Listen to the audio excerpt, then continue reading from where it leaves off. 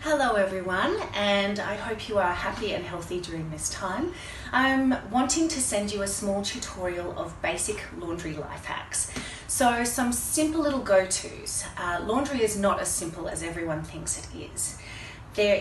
We've all experienced things coming back miscoloured, misshaped, or simply missing. So it's very important that you take control of your laundry and you do some simple things like I'm going to show you now. Every single piece of item will have what's called a material safety data sheet or a tag, which will help explain how to look after that material carefully and where it's from and what not to do in case that is ruined on each piece.